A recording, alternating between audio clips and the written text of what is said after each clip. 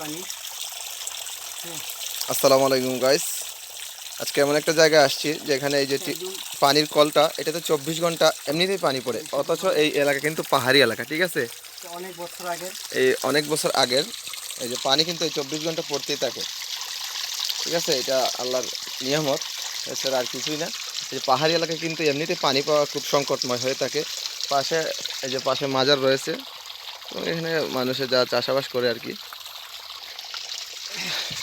পানি কিন্তু খুব ফ্রেশ পানি, এই যে